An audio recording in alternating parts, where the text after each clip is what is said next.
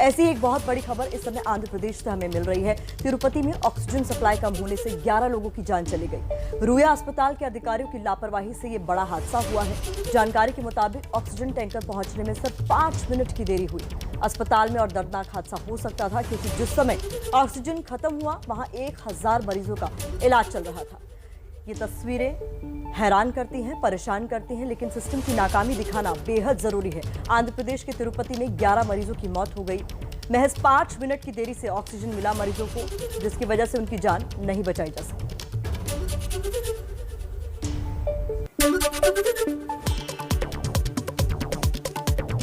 दिल्ली में जिला प्रशासन और संस्थाओं की मदद से 100 बेड वाले कोविड सेंटर की शुरुआत स्थानीय सांसद प्रवेश वर्मा ने की है। राधा स्वामी सत्संग की मदद से बने इस सेंटर ने सोमवार से काम करना शुरू कर दिया है। जल्दी सेंटर की क्षमता 100 बेड से बढ़ाकर 200 बेड कर दी जाएगी। हरियाणा के फरीदाबाद में आज से 100 बेड का अस्पताल काम करना शुरू कर देगा। इस अस्पताल को सेना की पश्चिमी कमान ने बनाकर देश को समर्पित किया है। इस तरह का ये तीसरा अस्पताल है जो पश्चिमी कमान ने बनाया है। M3M ग्रुप और इंडियन एयरफोर्स ने मिलकर गुरुग्राम में 150 बेड वाला निःशुल्क कोविड केयर सेंटर तैयार किया है। इसमें ऑक्सीजन और इलाज के साथ ही मरीजों के खाने पीने की सुविधा भी दी जाएगी। 1 महीने के अंदर इसमें 250 बेड और जोड़े जाएंगे। दिल्ली के ऑक्सीजन की कमी को पूरा करने के लिए 120 मीट्रिक टन ऑक्सीजन की सप्लाई ऑक्सीजन एक्सप्रेस के जरिए की गई। इस तरह दिल्ली को अब तक 5011 मीट्रिक टन ऑक्सीजन की सप्लाई रेलवे द्वारा की गई है। कोरोना से जंग में बॉलीवुड भी आगे बढ़कर मदद कर रहा है। अभिनेत्री उमा कुरैशी ने दिल्ली में 100 बिस्तरों वाला एक अस्पताल और ऑक्सीजन प्लांट बनाने के लिए मदद करने का ऐलान किया है। साथ ही कोरोना मरीजों के इलाज के लिए किट देने का प्रस्ताव भी दिया है। मुंबई में कोरोना मरीजों को ऑक्सीजन सिलेंडर पहुंचाने की अनोखी मुहिम शुरू की गई है। मुंबई नॉर्थ ईस्ट से बीजेपी सांसद मनोज कोटक ने कोटक की इस मुहिम के वॉलंटियर को प्रोत्साहन देने के लिए मशहूर गायक सोनू निगम भी पहुंचे। ओडिशा के भुवनेश्वर में सिख समुदाय के लोग कोरोना मरीजों की सेवा के लिए लंगर चला रहे हैं। ये लोग ऐसे कोरोना पेशेंट्स को खाना पहुंचाते हैं जो अपना खाना खुद तैयार कर पाने में सक्षम नहीं है। ये लोग अभी रोज 100 से ज्यादा लोगों को खाना पहुंचा रहे हैं।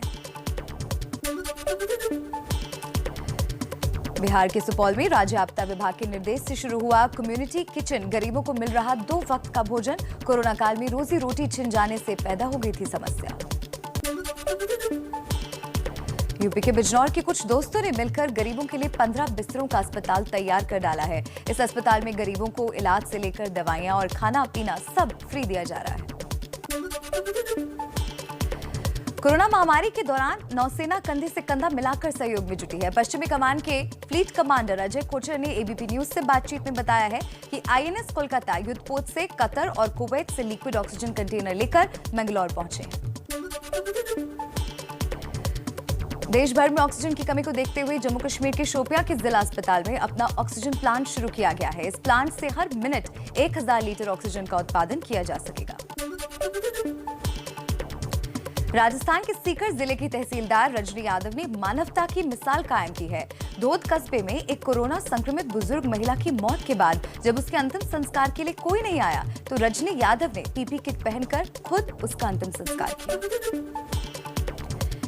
यूपी के कानपुर में ऑक्सीजन की कमी को पूरा करने के लिए बंगाल के दुर्गापुर से 2 टैंकर लेकर ऑक्सीजन एक्सप्रेस कानपुर पहुंची है। ऑक्सीजन पहुंचने के बाद कानपुर के लोगों ने राहत की सांस ली है। हाल के दिनों में कानपुर पहुंची ये दूसरी ऑक्सीजन एक्सप्रेस है। हिमाचल के कुल्लू जिले में पुलिस की रुस्तम वॉलंटियर्स की टीम विवाह समारोह में गीत संगीत के जरिए लोगों को कोरोना नियमों के बारे में जागरूक कर रही है। रुस्तम टीम के वॉलंटियर्स ने 3 दिन में 10 शादियों में लोगों को कोरोना नियमों के प्रति जागरूक किया है। रुस्तम टीम के काम की चारों तरफ प्रशंसा हो रही है। देख लेते हैं कुछ और खबरें इसी तरह फटाफट अंदाज में। कोरोना से जंग जीतकर लौटे बुंदेलखंड मेडिकल कॉलेज के assistant professor doctor Satyendra Mishra हुए स्वस्थ। हैदराबाद से लौटे तो फूलों और आरती से स्वागत किया गया। मरीजों को इलाज देते हुए संक्रमित हुए थे। एमपी के जबलपुर में समाज के सहयोग से डीमार्ट की खाली पड़े गोडाउन को कोविड सेंटर में तब्दील किया गया। सेंटर में 500 मरीजों को इलाज मिल सकेगा। मध्य प्रदेश के मुख्यमंत्री शिवराज सिंह चौहान इस कोविड केयर सेंटर का निरीक्षण करने पहुंचे और व्यवस्थाएं देखने के बाद कहा कि ये समाज और सरकार के सहयोग का उत्तम उदाहरण है। तमिलनाडु में कोरोना मरीजों की बढ़ती संख्या के चलते चेन्नई ट्रेड सेंटर को 1000 बिस्तरों वाले अस्पताल में बदल दिया गया है। इन 1000 बेड्स में 800 ऑक्सीजन बेड्स भी हैं। इससे ऐसे मरीजों का भी यहां इलाज हो सकेगा जिन्हें ऑक्सीजन की जरूरत होगी।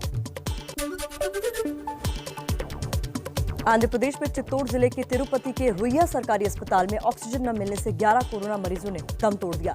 जिले के कलेक्टर ने भी इसकी पुष्टि की। सीएम जगन रेड्डी ने मामले की जांच के आदेश दिए।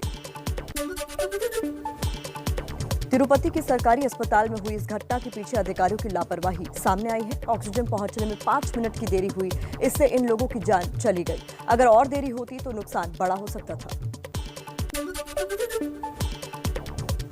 ऑक्सीजन की कमी होते ही आईसीयू वार्ड्स में एडमिट मरीज तड़पने लगे। मरीजों के परिजन भी चीख पुकार सुनकर वार्ड में पहुंच गए। घटना के बाद अस्पताल के बाहर तनाव पैदा हो गया था। जिले के आला अधिकारी भी मौके पर पहुंच गए। 5 दिन बाद भी ऑक्सीजन कॉन्सेंट्रेटर की कालाबाजारी करने का आरोपी नवनीत कालरा पुलिस की गिरफ्त से दूर है। पुलिस नवनीत की तलाश में अलग अलग जगहों पर छापेमारी कर रही है। दिल्ली हाईकोर्ट में कोरोना के मसले पर सुनवाई के दौरान पता चला है कि ऑक्सीजन कॉन्सेंट्रेटर और oxygen cylinder essential commodities act का हिस्सा ही नहीं है। इससे इन्हें कोई भी किसी भी कीमत पर बेचता है तो उस पर कार्रवाई करना आसान नहीं होगा। दिल्ली हाईकोर्ट ने इसको एक बड़ी चूक करार दिया और सरकार से कहा कि इसको लेकर ऐसे कानून पर विचार किया जाए जिससे कि जमाखोरी और कालाबाजारी को रोका जा सके। दिल्ली हाईकोर्ट ने दिल्ली सरकार में मंत्री इमरान हुसैन और दिल्ली सरकार से 2 दिन के अंदर इस बात के सबूत देने को कहा है कि जो ऑक्सीजन वो बांट रहे थे वो उसे फरीदाबाद से लाए थे। कल इमरान ने कोर्ट को बताया था कि ऑक्सीजन दिल्ली के कोटे की नहीं थी। दिल्ली के मुख्यमंत्री अरविंद केजरीवाल ने कहा है कि हमें तीसरी लहर की तैयारी अभी से करनी चाहिए। हम अब जिस स्तर पर इंफ्रास्ट्रक्चर तैयार कर रहे हैं, अगर अगली लहर में 30,000 केस भी आते हैं तो हम उसके लिए तैयार हैं। हरियाणा के गांव में तेजी से फैल रहा है कोरोना। रेवाड़ी जिले के 3 गांव कोसली, गुड़ियानी, बोलुनी गांव बने हॉटस्पॉट। जिले के 1835 में से 934 केस गांव में, फिर भी गांव में नहीं हो रहा कोरोना नियमों का पालन। मेरठ के किटौर विधानसभा से बीजेपी विधायक सत्यवीर त्यागी का कहना है कि हॉस्पिटल के डॉक्टर इनका फोन ही नहीं उठाते। विधायक ने इसकी शिकायत आला अफसरों से की है। मेरठ में हर रोज 1000 से 1500 के बीच नए केसेस आ रहे हैं। अलीगढ़ मुस्लिम यूनिवर्सिटी में पिछले 22 दिनों में अब तक 18 से ज्यादा प्रोफेसर्स की मौत हो चुकी है, जबकि कई पूर्व शिक्षक और कई गैर शिक्षक कर्मचारियों ने अपनी जान गंवाई है।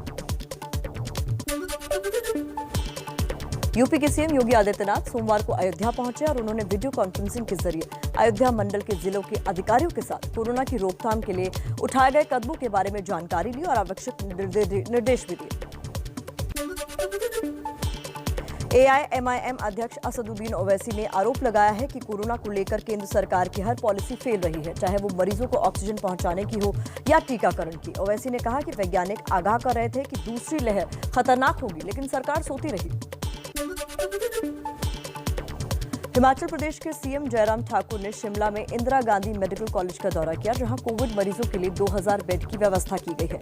जल्द ही यहां पर 2000 बेड और बढ़ाए जाएंगे।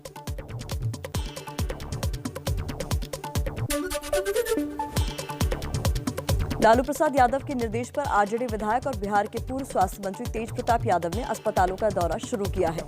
वो यहां पर किए गए इंतजामों का जायजा ले रहे हैं। कोरोना की तीसरी लहर की तैयारी के बहाने आदित्य ठाकरे के करीबियों को फायदा पहुंचाने का आरोप। विपक्षी पार्टियों का आरोप, नए जंबो कोविड सेंटर बनाने के लिए जो टेंडर निकाले हैं उनमें कुछ ऐसी शर्तें रखी हैं जिनका फायदा आदित्य के कथित करीबियों को ही होगा।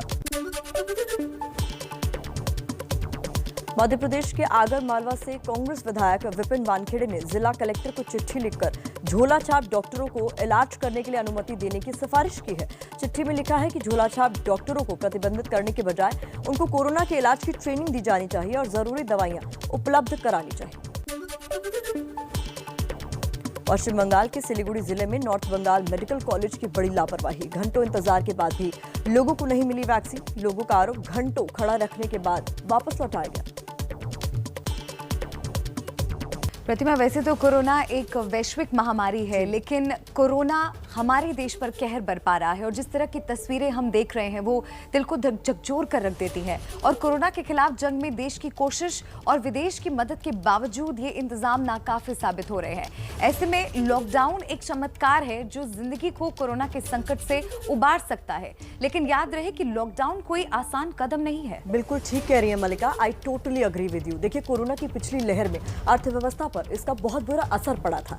बावजूद इसके अगर जान है तो ही जहान है, और इसलिए जहान को बचाने के लिए जरूरी है कि लोगों की जान बचाई जाए, और जान बचानी है तो लॉकडाउन समय की मांग है।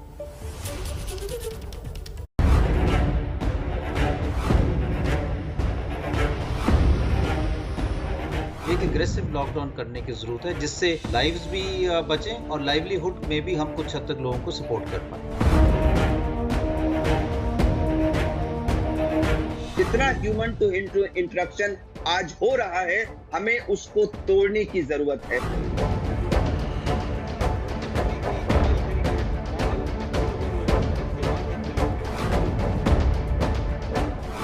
जब घर में रहेगा इंडिया तभी बचेगा इंडिया। कोरोना को हराने का यही मंत्र है। ये बात हम नहीं, देश के तमाम विशेषज्ञ लगातार कह रहे हैं। कोरोना से पहली जंग में देश को जीत इसीलिए हासिल हुई थी क्योंकि वक्त पर लॉकडाउन का कड़ा कदम उठा लिया गया था। पूरे देश में आज रात 12 बजे से संपूर्ण देश में संपूर्ण लॉकडाउन होने जा रहा है। लेकिन दूसरी लहर में चूक हो गई। कोरोना फैलता रहा और लोग बिना एहतियात सड़कों पर घूमते रहे। नतीजा यह हुआ कि देश के लाखों लोगों को कोरोना ने अपनी चपेट में ले लिया है। महाराष्ट्र से पंजाब तक, केरल से यूपी तक, मध्य प्रदेश, राजस्थान, हरियाणा हो या दिल्ली, हर तरफ हाहाकार मचता रहा। लोग मरते रहे, हालात बेकाबू हो गए। स्थिति इतनी बिगड़ गई कि सरकारों के सामने आखिरी विकल्प के अलावा कोई और रास्ता नहीं रह गया। पहले महाराष्ट्र ने नाम बदलकर लॉकडाउन किया, दिल्ली सरकार ने भी यही रास्ता अपनाया। धीरे धीरे कर हर राज्य लॉकडाउन की ओर बढ़ गया, नाम भले ही अलग अलग हो। हमारी कोशिश है कि जितना ज़्यादा इसको लॉकडाउन को सख्त किया जाएगा उतना तेजी से हम सब लोग कोरोना पे काबू पा पाएंगे। आपण ब्रेक द चेन म्हणजे ही शृंखला तोडायची, आपल्याला तोडावीच लागेल, आणि ती तोडण्यासाठी आपण राज्यात 144 कलम लागू करतो आहोत। म्हणजेच आजपर्यंत ही दिवसा जमावबंदी आणि रात्री संचारबंदी असं होतं, कधी रात्री जमावबंदी करत होतो। जब तक ये संक्रमण समाप्त ना हो जाए हमको कोरोना कर्फ्यू का पालन करना है, घर से बाहर नहीं निकलना है, अपने आप को सुरक्षित रहना है। भले ही हालात अभी पूरी तरह काबू में ना हो, लेकिन अच्छी खबर यह है कि संक्रमण की दर कम होने लगी है।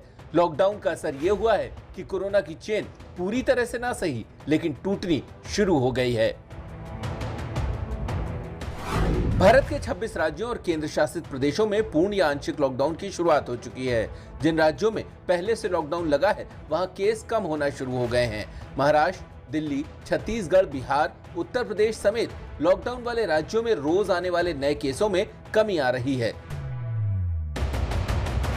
दिल्ली की ही बात करें तो लॉकडाउन से पहले दिल्ली में नए मरीजों का आंकड़ा 20 से 25 हजार के बीच रोज आ रहा था, लेकिन पिछले कुछ दिन से संक्रमण का ग्राफ गिरना शुरू हो गया है।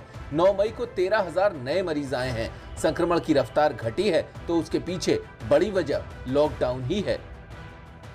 आपने अभी नेशनल वाइड लॉकडाउन नहीं किया तभी कंट्रोल होना शुरू कर दी है।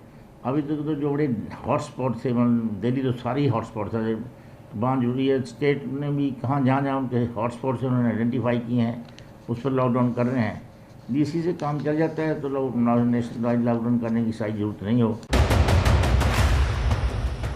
हालांकि पिछली बार की तरह इस बार लॉकडाउन में सख्ती कम है, लोग घरों के बाहर नजर आ रहे हैं। अगर राज्य सख्ती बढ़ा दें तो ये संख्या और तेजी से नीचे आएगी।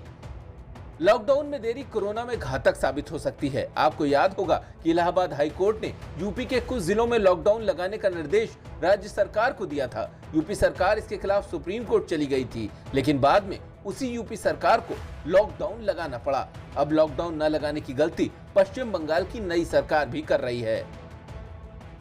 7 बजे से 10 बजे मार्केट खुला रहता है और वो 5 या 7 बजे तक किया है इसी के लिए कि आपको जितना भी अगर 4 घंटा भी कम होगा ना तो इसमें भी कोविड थोड़ा कम होगा। हमको तो असल उद्देश्य है कोविड को कम करना। भले ही राज्य अलग अलग हों, लेकिन देश एक है। पिछली बार संपूर्ण लॉकडाउन से कोरोना की कमर टूट गई थी, इसीलिए हेल्थ एक्सपर्ट लगातार लॉकडाउन की पैरवी कर रहे हैं। अगर हम उसकी स्प्रेड को नहीं रोकेंगे तो हमारे केसेस 4 लाख से ज्यादा हर रोज आएंगे। अगर हमने केसेस कम करने हैं, हॉस्पिटल एडमिशंस कम करनी है, डेथ्स कम करनी है, तो हमें एक एग्रेसिव लॉकडाउन करना पड़ेगा। प्योरली एज ए डॉक्टर मैं इस समय जरूर रिकमेंड करूंगा कि हमें इन रेस्ट्रिक्शंस को हायर लेवल ऑफ रेस्ट्रिक्शंस में ले जाने की जरूरत है। इस बार अगर एक राज्य लॉकडाउन नहीं लगाता है तो उसका असर दूसरे राज्यों पर भी पड़ सकता है, लेकिन अर्थव्यवस्था के चलते रहने का दबाव और लॉकडाउन से प्रभावित होने वाले बड़े वर्ग की नाराजगी का रिस्क न राज्य सरकारें लेना चाहती हैं और न ही केंद्र की सरकार। लेकिन देर से ही सही कोरोना को हराना है तो लॉकडाउन तो लगाना ही होगा। दूसरी तरफ कोरोना से लड़ने के लिए जीवन रक्षक दवाएं, ऑक्सीजन और दूसरी सुविधाएं विदेशों से भी आने लगी हैं। देखिए हमारे सहयोगी प्रणय उपाध्याय और मृत्युंजय सिंह की ये रिपोर्ट।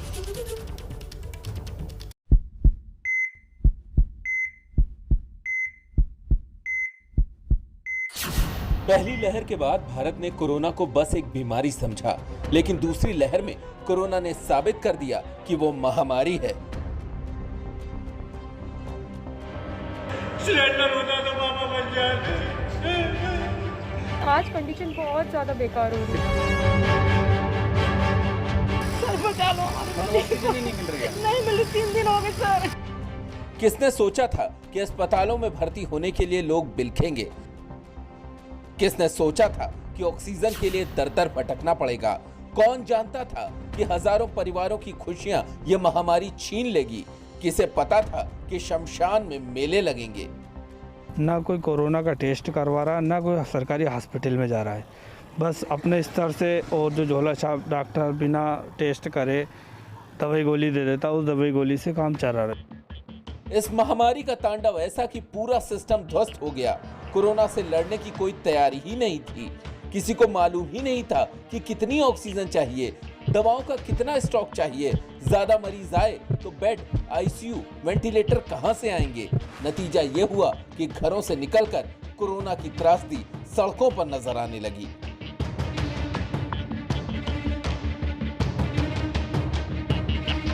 हालात अभी भी बहुत बदले नहीं हैं, लेकिन उम्मीद जगने लगी है कि कुछ दिनों में सब कुछ ठीक हो जाएगा। इस उम्मीद की वजह भी है। ऑक्सीजन दवाओं की किल्लत को पाटने के लिए भारत हर संभव साधन और स्रोत तलाशने में जुटा है। दबे पांव आई कोरोना की दूसरी लहर ने न केवल कई लोगों को अपना शिकार बनाया, बल्कि स्वास्थ्य इंतजामों की भी चूल्हे चरमरा दी। हालांकि इस संकट की विकरालता समझ आते ही सरकार ने भी युद्ध स्तर पर जरूरी सामानों को जुटाने की कवायद शुरू की। कोरोना मरीजों की बढ़ती तादाद के बीच इंतजामों की ये राहत अब भी नाकाफी नजर आती है, लेकिन धीरे धीरे उतर रहे कोरोना मामलों के बुखार के साथ दुनिया भर से आती मदद भारत के लिए संभलने और उबरने का सामान साबित होगी। आलम यह है कि इस वक्त भारत ऑक्सीजन उपकरणों और रेमडेसिविर जैसी दवा का दुनिया में सबसे बड़ा खरीदार बन चुका है। दूसरी तरफ दुनिया के कई देश मदद का हाथ भी आगे बढ़ा रहे हैं।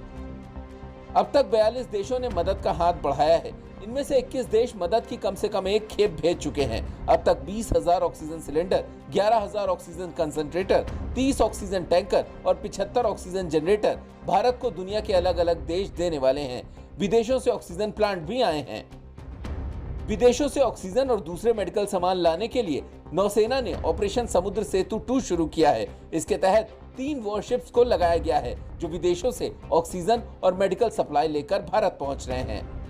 मैं इस वक्त मुंबई पोर्ट पर हूं और मेरे पीछे ये INS त्रिकंड है जो भारतीय युद्धपोत है। यह त्रिकंड आज सुबह 10 बजे मुंबई पोर्ट पर पहुंचा हुआ है, सीधे कतर से मुंबई आया हुआ है। और इस INS त्रिकंड जो युद्धपोत है इसे ऑपरेशन समुद्र सेतु 2 के तहत इस्तेमाल किया गया, जिसे कतर भेजा गया था। और इस शिप पर आप देख सकते हैं 2 बड़े ऑक्सीजन कंटेनर्स लाए गए हैं। कतर से सीधे मुंबई 2 बड़े लिक्विड ऑक्सीजन कंटेनर्स लाए गए हैं जिसकी क्षमता 20-20 मैट्रिक टन की है, यानी कि 40 मैट्रिक टन की क्षमता वाले 2 ऑक्सीजन कंटेनर्स मुंबई पहुंचे हुए हैं सीधे कतर से। सरकार इस काम में भी जुटी है कि भारत में ऑक्सीजन का उत्पादन बढ़ाया जाए ताकि फिर ऐसे हालात न पैदा हों। कोरोना काल में जिस दवा की जरूरत सबसे ज्यादा पड़ी है वो है रेमडेसिविर। इस दवा की किल्लत जबरदस्त तौर पर हो रही है।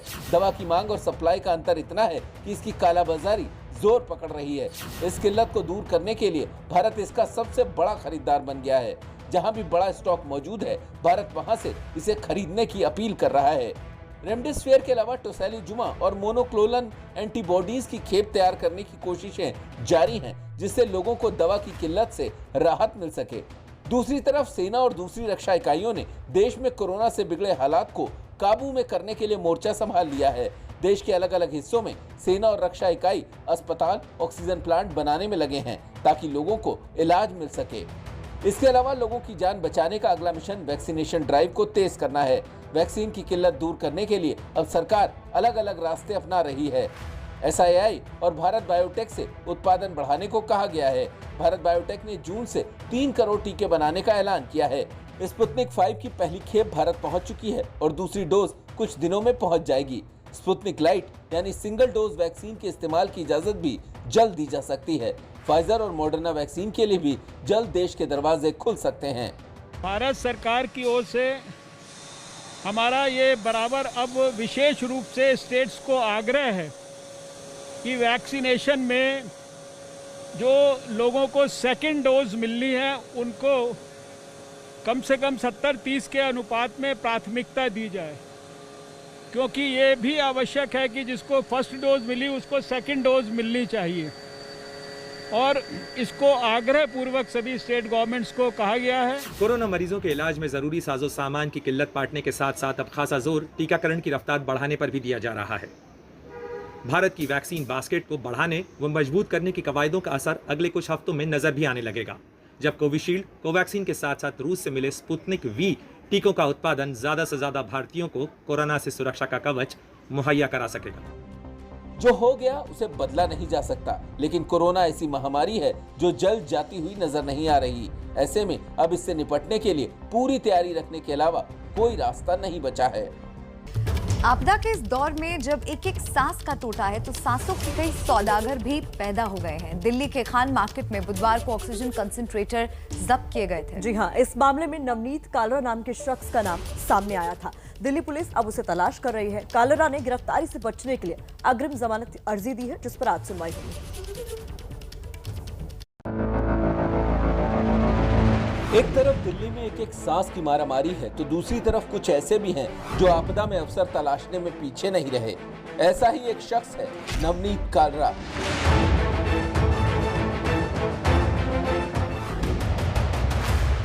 दिल्ली में ऑक्सीजन कंसंट्रेटर की कालाबाजारी के आरोप में घिरे कारोबारी नवनीत कालरा का 3 दिन बाद भी सुराग नहीं लग सका है।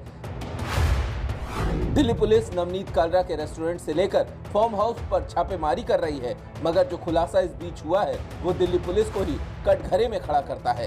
कहा जा रहा है कि नवनीत कालरा अपने छतरपुर वाले फार्म हाउस पर ही था, मगर पुलिस ने 3 दिन लगा दिए कार्रवाई करने में और इस मौके का फायदा उठाकर कालरा फरार हो गया। दिल्ली पुलिस को इस बात की आशंका है कि नवनीत कालरा बचने के लिए विदेश भी भाग सकता है। यही वजह है कि पुलिस ने उसके खिलाफ लुकआउट सर्कुलर जारी किया है। ये पूरा का पूरा मामला मंगलवार का है, जब पुलिस ने ऑक्सीजन कंसंट्रेटर बरामद किए थे, लेकिन जब शनिवार को क्राइम ब्रांच ने नवनीत कालरा के छतरपुर फार्म हाउस पर छापा मारा, तब तक वो यहाँ से फरार हो चुका था। ऐसे में कहीं ना कहीं जो सवाल है वो पुलिस के ऊपर भी खड़े होते हैं कि आखिरकार क्यों पुलिस ने 3 से 4 दिन का समय लगा नवनीत कालरा के इस फार्म हाउस पर छापा मारने के में।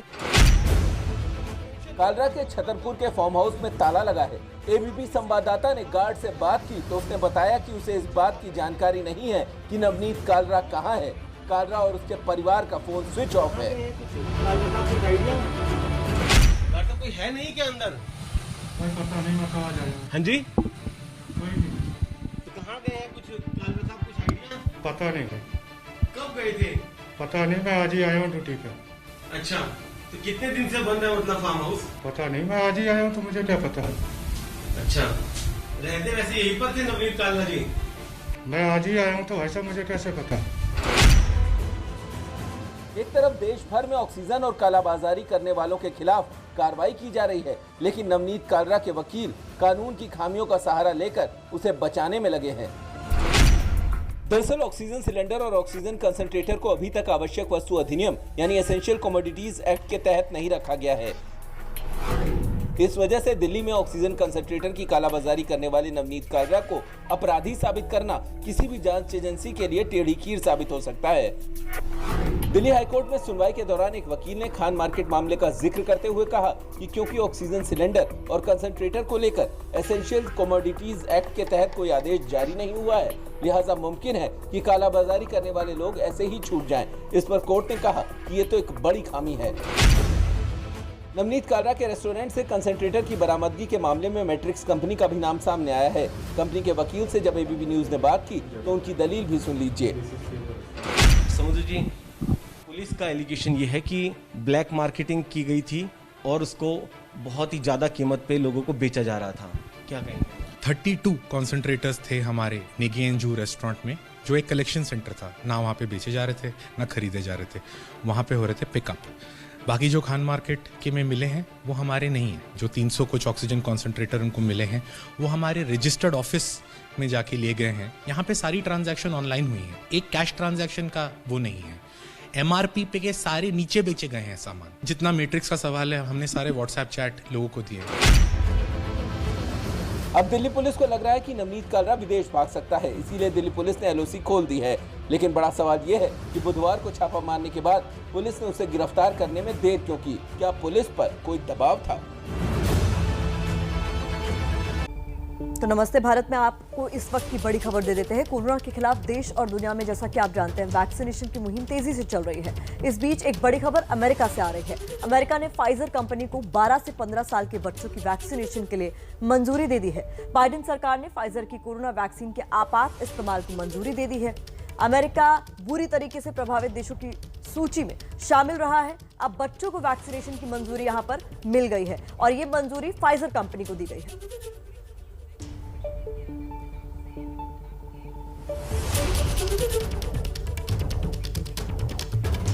और एक और बड़ी खबर मिल रही है जम्मू कश्मीर से। सीधा आपको वो बड़ी खबर के बारे में बता दें किस तरह से देखिए वहां पर आतंकी गतिविधियां लगातार जारी हैं। जम्मू कश्मीर के अनंतनाग से ये बड़ी खबर मिल रही है। अनंतनाग के कोकेरनाग में आतंकियों से मुठभेड़ की जानकारी सामने आ रही है। तो लगातार देखिए किस तरह से आतंकवादी वहां पर अपनी गतिविधियां करते हैं और इसी तरह से इसी से जुड़ी एक बड़ी खबर मिल रही है।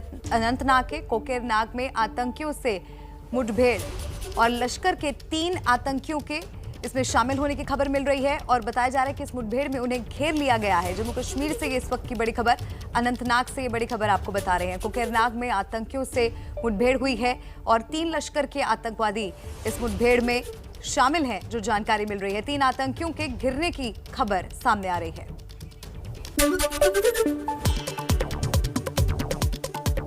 आंध्र प्रदेश में चित्तूर जिले के तिरुपति के रुइया सरकारी अस्पताल में ऑक्सीजन न मिलने से 11 कोरोना मरीजों ने दम तोड़ दिया।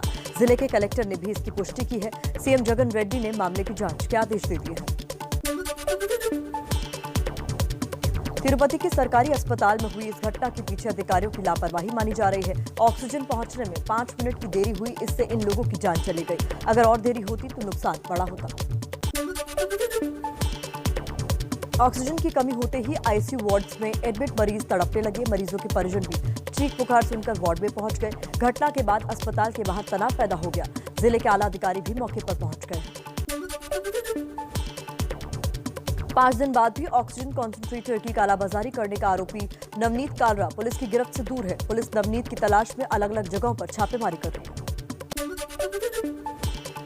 कोरोना से ठीक होने के बाद लोगों को हो रही परेशानी के इलाज के लिए यूपी में आज से पोस्ट कोविड केयर सेंटर की शुरुआत। दिल्ली में जिला प्रशासन और संस्थाओं की मदद से 100 बेड वाले कोविड सेंटर की शुरुआत स्थानीय सांसद प्रवेश वर्मा ने की है। राधा स्वामी सत्संग की मदद से बने इस सेंटर ने सोमवार से काम करना शुरू कर दिया है। जल्द ही सेंटर की क्षमता 100 बेड से बढ़ाकर 200 बेड कर दी जाएगी। कोरोना से जंग में बॉलीवुड भी आगे बढ़कर मदद कर रहा है। अभिनेत्री हुमा कुरैशी ने दिल्ली में 100 बिस्तरों वाला एक अस्पताल और ऑक्सीजन प्लांट बनाने के लिए मदद करने का ऐलान किया। साथ ही कोरोना मरीजों के इलाज के लिए किट देने का प्रस्ताव भी दिया।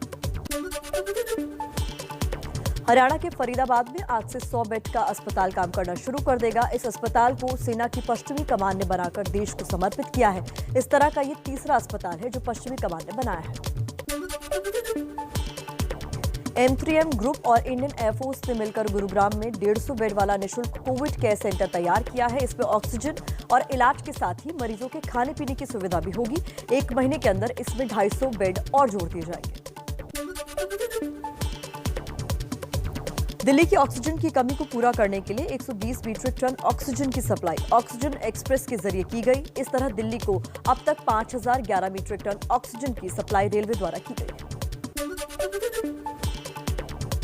मुंबई में कोरोना मरीजों को ऑक्सीजन सिलेंडर पहुंचाने की अनोखी मुहिम शुरू की गई है। मुंबई नॉर्थ ईस्ट से बीजेपी सांसद मनोज कोटक ने कोटक की इस मुहिम को वॉलंटियर को प्रोत्साहन देने के लिए मशहूर गायक सोनू निगम भी पहुंचे। ओडिशा के भुवनेश्वर में सिख समुदाय के लोग कोरोना मरीजों की सेवा के लिए लंगर चला रहे हैं। ये लोग ऐसे कोरोना पेशेंट्स को खाना पहुंचाते हैं जो अपना खाना खुद तैयार कर पाने में सक्षम नहीं है। ये लोग अभी रोज 100 से ज्यादा लोगों को खाना पहुंचा रहे हैं। बिहार के सुपौल में राज्य आपदा विभाग के निर्देश से शुरू हुआ कम्युनिटी किचन। गरीबों को मिल रहा है 2 वक्त का भोजन। कोरोना काल में रोजी रोटी छिन जाने से पैदा हो गई थी समस्या। यूपी के बिजनौर के कुछ दोस्तों ने मिलकर गरीबों के लिए 15 बिस्तरों का अस्पताल तैयार कर डाला है। इस अस्पताल में गरीबों को इलाज से लेकर दवाइयां और खाना पीना सब फ्री दिया जा रहा है। कोरोना महामारी के दौरान नौसेना कंधे से कंधा मिलाकर सहयोग में जुटी हुई है। पश्चिमी कमान के फ्लीट कमांडर अजय कोचर ने एबीपी न्यूज से बातचीत में बताया कि आईएनएस कोलकाता युद्धपोत से कतर और कुवैत के लिक्विड ऑक्सीजन कंटेनर लेकर मैंगलोर पहुंचे हैं। देश भर में ऑक्सीजन की कमी को देखते हुए जम्मू कश्मीर के शोपियां के जिला अस्पताल में अपना ऑक्सीजन प्लांट शुरू किया गया है। इस प्लांट से हर मिनट 1000 लीटर ऑक्सीजन का उत्पादन किया जा सकेगा। राजस्थान के सीकर जिले की तहसीलदार रजनी यादव ने मानवता की मिसाल कायम की है। धोद कस्बे में एक कोरोना संक्रमित बुजुर्ग महिला की मौत के बाद जब उसके अंतिम संस्कार के लिए कोई नहीं आया तो रजनी यादव ने पीपीई किट पहनकर खुद उनका अंतिम संस्कार किया। यूपी के कानपुर में ऑक्सीजन की कमी को पूरा करने के लिए बंगाल के दुर्गापुर से 2 टैंकर लेकर ऑक्सीजन एक्सप्रेस कानपुर पहुंच चुकी है। ऑक्सीजन पहुंचने के बाद कानपुर के लोगों ने राहत की सांस ली। हाल ही के दिनों में कानपुर पहुंची ये दूसरी ऑक्सीजन एक्सप्रेस है। हिमाचल के कुल्लू जिले में पुलिस की रुस्तम वॉलंटियर्स की टीम विवाह समारोह में गीत संगीत के जरिए लोगों को कोरोना नियमों के बारे में जागरूक कर रही है। रुस्तम टीम के वॉलंटियर्स ने 3 दिन में 10 शादियों में लोगों को कोरोना नियमों के प्रति जागरूक किया है। रुस्तम टीम के काम की चारों तरफ तारीफ हो रही। कोरोना से जंग जीतकर लौटे बुंदेलखंड मेडिकल कॉलेज के assistant professor doctor Satyendra Mishra स्वस्थ हुए। हैदराबाद से लौटे तो फूलों और आरती से उनका स्वागत किया गया। मरीजों को इलाज देते हुए वो संक्रमित हुए थे। एमपी के जबलपुर में समाज के सहयोग से डीमार्ट के खाली पड़े गोडाउन को कोविड सेंटर में तब्दील किया गया। सेंटर में 500 मरीजों को इलाज मिल सकेगा। मध्य प्रदेश के मुख्यमंत्री शिवराज सिंह चौहान इस कोविड केयर सेंटर का निरीक्षण करने पहुंचे और व्यवस्थाएं देखने के बाद कहा कि ये समाज और सरकार के सहयोग का उत्तम उदाहरण है। और चलिए आगे बढ़ते हैं, नजर डाल लेते हैं कुछ और बड़ी खबरों पर फटाफट अंदाज में।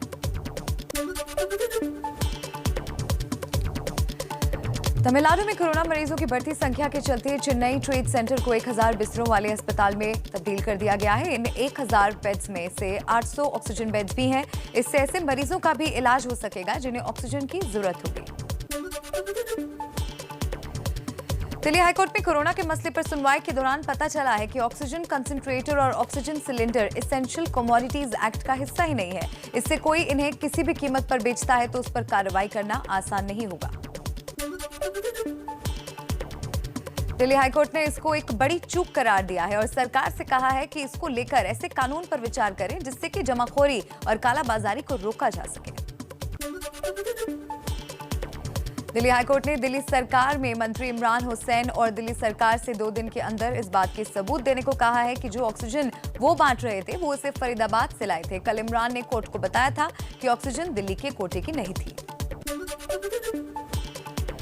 दिल्ली के मुख्यमंत्री अरविंद केजरीवाल ने कहा है कि हमें तीसरी लहर की तैयारी अभी से करनी चाहिए। हम अब जिस स्तर पर इंफ्रास्ट्रक्चर तैयार कर रहे हैं, अगर अगली लहर में 30,000 केस भी आते हैं तो हम उसके लिए तैयार हैं। हरियाणा के गांव में तेजी से फैल रहा है कोरोना। रेवाड़ी जिले के 3 गांव कोसली, गुड़ियानी और बोलनी गांव बने हॉटस्पॉट। जिले के 1835 में से 934 केस गांव में है, फिर भी गांव में नहीं हो रहा कोरोना नियमों का पालन। मेरठ के किठौर विधानसभा से बीजेपी विधायक सत्यवीर त्यागी का कहना है कि हॉस्पिटल के डॉक्टर इनका फोन ही नहीं उठाते। विधायक ने इसकी शिकायत आला अफसरों से की है। मेरठ में हर रोज 1000 से 1500 के बीच नए केस आ रहे हैं।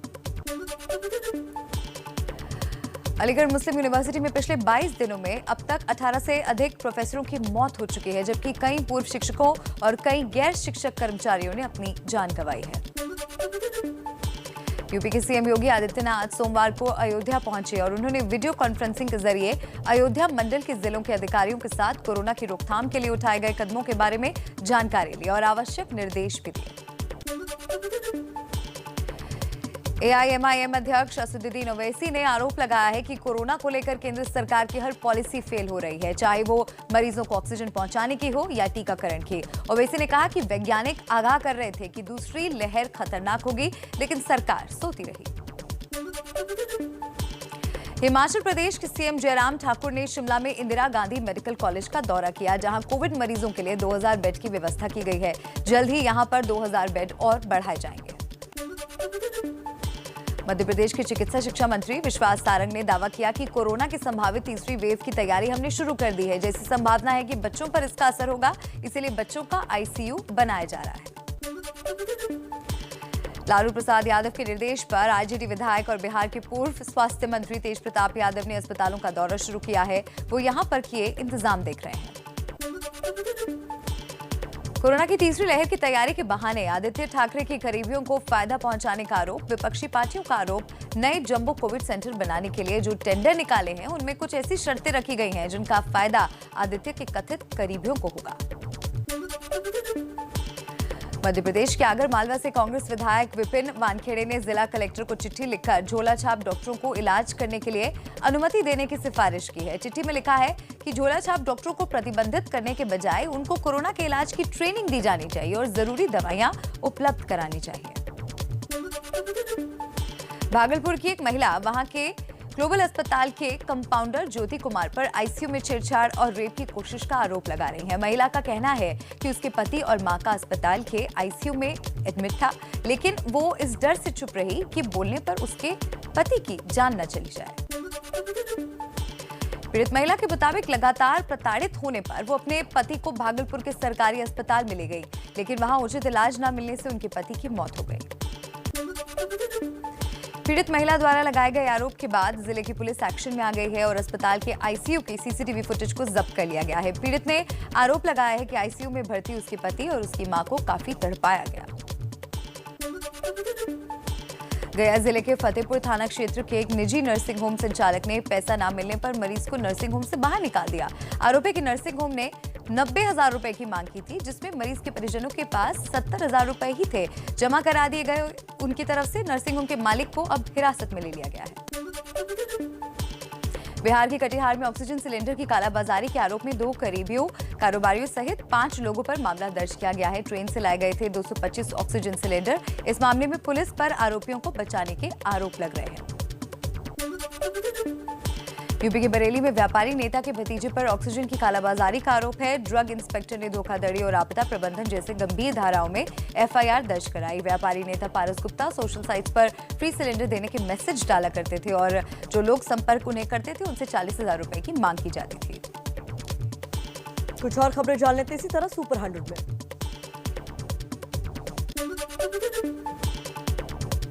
यूपी के गांव में भी दिखने लगा कोरोना का असर। गाजीपुर जिले के सौरम गांव के प्रधान प्रतिनिधि ने प्रशासन को चिट्ठी लिखकर बताया है कि उनके गांव के 16 लोगों की कोरोना से मौत हुई है। चिट्ठी सोशल मीडिया पर भी वायरल हुई है। यूपी के गाजीपुर जिले के गांव में लगातार हो रही मौतों के चलते लोग शवों को जलाने के बजाय उन्हें गंगा में बहा दे रहे हैं, जिससे घाटों पर शवों के सड़ने से बदबू आ रही है। बताया जा रहा है कि शव इतनी ज्यादा मात्रा में आ रहे हैं कि उन्हें जलाने के लिए लकड़ी नहीं मिल रही। यूपी के देवरिया जिले के गांव में कोरोना की दस्तक। अडिला गांव में 15 दिन में 20 कोरोना मरीजों की मौत, तो बैदा गांव में 7 दिन में 12 लोगों की मौत की खबर मिल रही।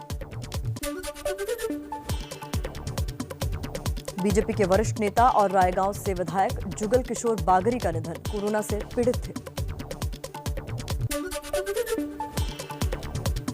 कोरोना महामारी के बीच इटावा शहर के मुख्य बाजार गल्ला मंडी से बेहद डराने वाली तस्वीरें सामने आई। यहां कोरोना काल में भी लोग बड़ी संख्या में आम दिनों की तरह ही खरीदारी करने के लिए मार्केट पहुंच रहे हैं। कोरोना कर्फ्यू में जिला प्रशासन ने जरूरी वस्तुओं की खरीदारी के लिए सुबह 7 से 11 बजे तक का समय निर्धारित किया। यूपी के श्रावस्ती में लाठी के बल पर पुलिस करा रही है लॉकडाउन का पालन। विकलांग फल वाले को इकोना पुलिस ने मारपीट कर उसका हाथ तोड़ दिया। दिव्यांग व्यक्ति ने विधायक से शिकायत की। कोतवाल ने महिला पुलिसकर्मी के होते हुए भी महिलाओं पर डंडे बरसाए। वीडियो वायरल हो रहा है। उत्तराखंड के चमोली जिले में कोरोना के मामले लगातार बढ़ रहे हैं, फिर भी लोग नियमों की अनदेखी कर रहे हैं। जोशीमठ के बाजारों में लोगों की भीड़ दिख रही है और लोग कर्फ्यू के बावजूद बेखौफ घूम रहे हैं। पश्चिम बंगाल के सिलीगुड़ी जिले में नॉर्थ बंगाल मेडिकल कॉलेज की बड़ी लापरवाही। घंटों इंतजार के बाद भी लोगों को नहीं मिली वैक्सीन। लोगों का आरोप घंटों खड़ा रखने के बाद वापस लौटा दिया गया। टिकरी बॉर्डर पर युवती से बलात्कार के मामले में संयुक्त किसान मोर्चा की सफाई। कहा, मोर्चा के कहने पर ही पीड़ित के पिता ने दर्ज करवाया केस। कहा, घटना का पता चलते ही आरोपियों के उखड़वा दिए थे तंबू। यूपी के अमेठी जिले में 17 दिन पहले गायब हुए नौसैनिक मोहम्मद अरमान का अब तक कोई सुराग नहीं। परिजनों ने मीडिया के माध्यम से प्रधानमंत्री, रक्षा मंत्री सहित अमेठी सांसद स्मृति ईरानी से मदद की गुहार लगाई। मुंबई की मॉडल अंकिता सिंह को ब्लैकमेलिंग के आरोप में भिवंडी पुलिस ने गिरफ्तार कर लिया है। आरोप है कि अंकिता ने एक व्यापारी को अपने प्यार के जाल में फंसाकर 20 लाख रुपए की डिमांड की। पुलिस ने केस दर्ज कर जांच शुरू कर दी है। कोरोना संकट की घड़ी में नौसेना ने भी मोर्चा संभाल लिया है और लगातार विदेशों से मदद का जखीरा भारत लाने में जुटी है। सोमवार को आईएनएस कोलकाता के जरिए कतर और कुवैत ने लिक्विड ऑक्सीजन की बड़ी खेप बेंगलुरु पहुंचाई है। इस ऑपरेशन का नेतृत्व करने वाले रियर एडमिरल अजय कोचर के मुताबिक आने वाले दिनों में नौसेना के दूसरे युद्धपोत भी विदेशों से मदद का जखीरा ला रहे हैं। उनसे बात की संवाददाता नीरज राजपूत ने।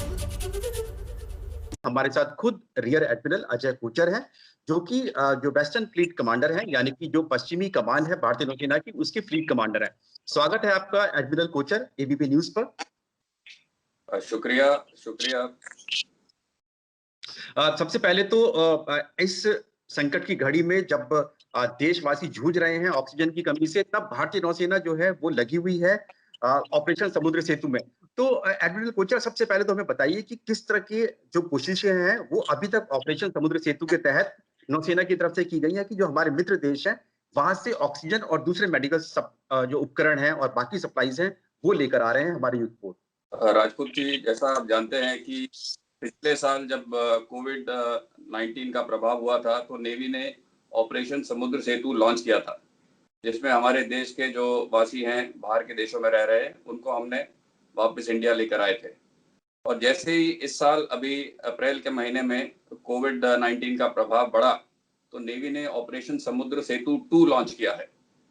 इसका मेन मकसद है कि हमारे पड़ोसी मित्र देशों से जो हमें जरूरत है हमारे देश के अंदर, जैसे लिक्विड ऑक्सीजन, ऑक्सीजन कॉन्सेंट्रेटर्स और भी अन्य मेडिकल किट्स, जो हम अपने देश वासियों को पहुंचा सकते हैं जल्दी से जल्दी, उसको करने के लिए नेवी ने ऑपरेशन समुद्र सेतु 2 लॉन्च किया।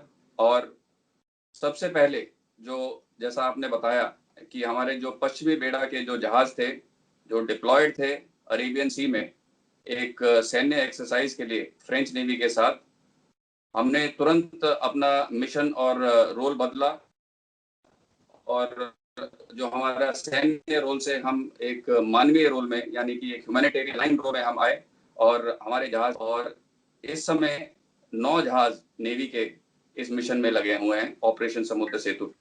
एडमिरल कोचर, हमें ये जानकारी मिली है उसके मुताबिक आप खुद आज ही कुवैत और कतर से लौटे हैं आईएनएस कोलकाता शिप में, और उसमें भी सप्लाईज आई हैं आज बैंगलोर में। हाँ बिल्कुल सही है। आज हम आईएनएस कोलकाता में कुवैत से लौटे हैं और कोलकाता में 2 बड़े लिक्विड ऑक्सीजन के कंटेनर 27 मेट्रिक टन के और छोटी 400 ऑक्सीजन बॉटल्स और खूब सारे ऑक्सीजन कॉन्सेंट्रेटर्स जो हमारे मित्र देशों ने दिए हैं और जो हमने वहां से सोर्स किए हैं, आज लेकर हम न्यू मैंगलोर पहुंचे हैं। और ये हमारे लिए बहुत ही गर्व और फख्र की बात है कि हम नौसेना में सभी इस मिशन समुद्र सेतु में कंट्रीब्यूट कर पा रहे हैं और जो हमारा नेशनल एफर्ट है कोविड-19 से लड़ाई लड़ने का, उसमें हमारा योगदान दे पा रहे हैं।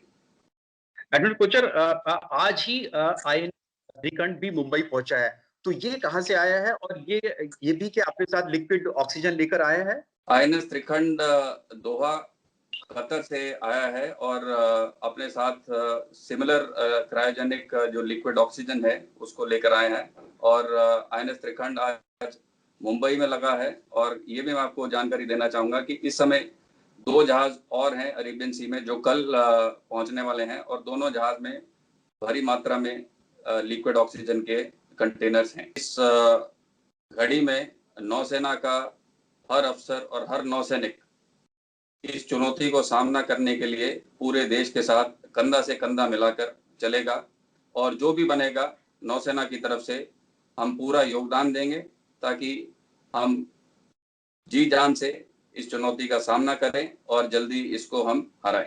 बिल्कुल एडमिरल कोचर, आपने बिल्कुल सही कहा कि हम सब मिलकर इस कोरोना महामारी को हराएंगे, जैसा कि नौसेना हमेशा करती आई है। जब भी कोई जरूरत पड़ी है देश के ऊपर, चाहे फिर वो युद्ध हो या फिर इस तरह की इमीडिएट असिस्टेंस हो। आपका बहुत बहुत शुक्रिया, बहुत बहुत धन्यवाद ABP न्यूज से बातचीत करने के लिए। तो कोरोना महामारी से निपटने के लिए कितना तैयार है भारत, इसका पल पल का अपडेट हम आपको नमस्ते भारत में देते रहेंगे। तो नमस्ते भारत पे इस वक्त की बड़ी खबर जान लीजिए। जम्मू कश्मीर के अनंतनाग में सुरक्षा बलों और आतंकियों के बीच मुठभेड़ शुरू हो गई है। यहाँ के वायलू इलाके में 2 से 3 आतंकियों को सुरक्षा बलों ने घेर लिया है। दोनों तरफ से फायरिंग लगातार जारी है। इस वक्त की बड़ी खबर, इससे पहले भी हमने आपको अपडेट दिया था इस खबर पर और अभी का ताजा अपडेट है कि मुठभेड़ शुरू हो गई है इस इलाके में। ये वायलू इलाका बताया जा रहा है अनंतनाग का, जहां पर 2 से 3 आतंकी हैं जिनको सुरक्षा बलों ने घेर लिया। हमारे सहयोगी आसिफ कुरैशी हमारे साथ जुड़ेंगे इस पर ज्यादा जानकारी के साथ, उनसे हम संपर्क साधने की कोशिश कर रहे हैं। लेकिन इस वक्त का बड़ा अपडेट ये है कि आतंकियों और सुरक्षा बलों के बीच मुठभेड़ शुरू हो गई है। 2 से 3 आतंकी इस इलाके में है, ऐसा बताया जा रहा है। आतंकियों को सुरक्षा बलों ने घेर लिया है। दोनों तरफ से फायरिंग लगातार चल रही है।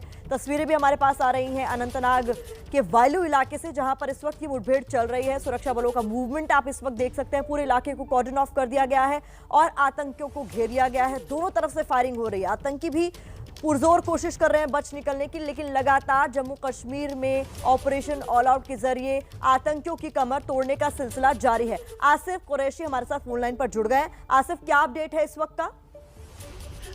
मुठभेड़ अभी भी जारी है। सुरक्षा बलों की तरफ से पहले ये कोशिश की गई थी कि जो अंदर छुपे हुए मिलिटेंट्स हैं उनसे सरेंडर लिया जाए, इसीलिए कोशिशें जारी थी।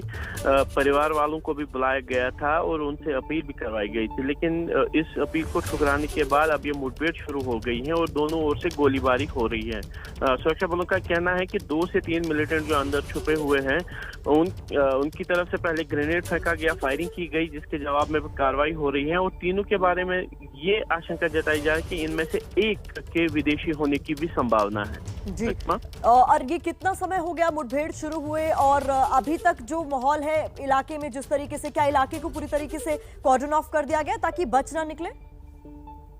देखिए, ये एक रिहायशी इलाका है जहाँ पे जो है ये मुठभेड़ चल रही है और मौसम चूंकि पूरी कश्मीर घाटी में खराब बना हुआ है, बारिशें हो रही हैं, इसके चलते जो लोगों की आवाजाही थी वो पहले ही कम हो गई थी और जो कोरोना लॉकडाउन है उसके चलते भी काफी ज्यादा जो लोगों की आवाजाही है वो कम है। इसीलिए इस इलाके की घेराबंदी रात को ही कर दी गई थी और सुबह तड़के ये मुठभेड़ शुरू हो गई। दिल्ली में आज से कई 100 ICU की सुविधा शुरू हो रही है और अगले 2 दिनों में करीब 1000 बेड दिल्ली में होंगे। कहां मिलेंगे ये बेड, इस रिपोर्ट में देखिए।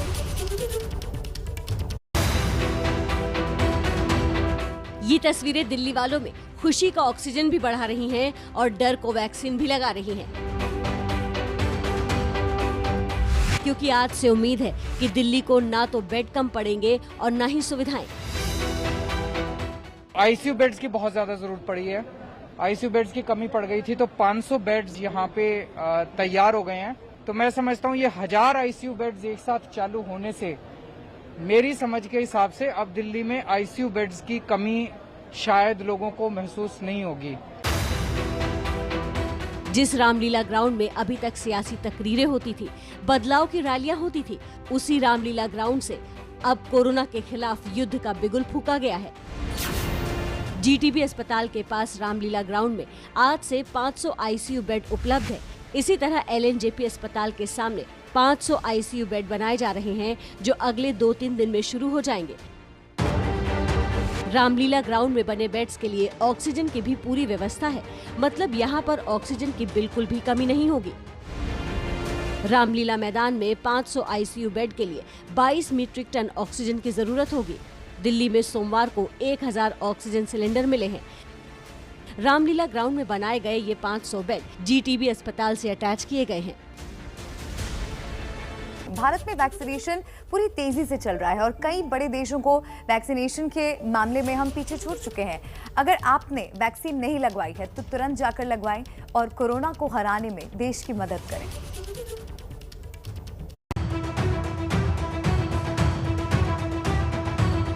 ये आंकड़ा देखिए और यकीन रखिए कि कोरोना हारेगा और बहुत जल्द हारेगा। दूसरी लहर में जरूर देश का मेडिकल ढांचा हिला हुआ है, लेकिन स्थिति भी धीरे धीरे संभलती दिख रही है और वैक्सीनेशन के मामले में कई बड़े देश भारत से पीछे हैं। देश को 17 करोड़ से ज्यादा वैक्सीन लगाने में 114 दिन लगे। 17 करोड़ के आंकड़े तक पहुंचने में अमेरिका को 115 दिन लगे, जबकि चीन को 119 दिन। देश में 1 मई से 18 से 44 साल के लोगों का वैक्सीनेशन भी शुरू हो गया और उसके आंकड़े भी हिम्मत बंधाने वाले हैं। 18 से 44 साल के 20,31,854 लोगों को वैक्सीन दी गई है। पिछले 24 घंटों में लगभग 6 लाख से ज्यादा कोरोना टीके की डोज दी गई है।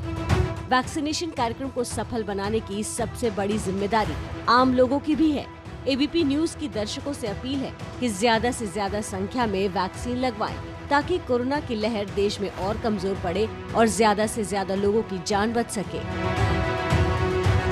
जहां चाह वहां राह, इसी को सच करती एक कहानी आपके लिए। कोरोना देश के लिए सबसे बड़ी चिंता है। अब गांव में फैलते कोरोना ने इस चिंता को और ज्यादा बढ़ा दिया, लेकिन इसी चिंता को कम करने की कोशिश वाली एक कहानी ये है। आप भी इससे प्रेरणा लेकर अपने गांव में ऐसा इंतजाम कर सकते हैं। आपकी जिम्मेदारी है कि आपका गांव को आपको बचाना है। मेरा गांव मेरी जिम्मेदारी।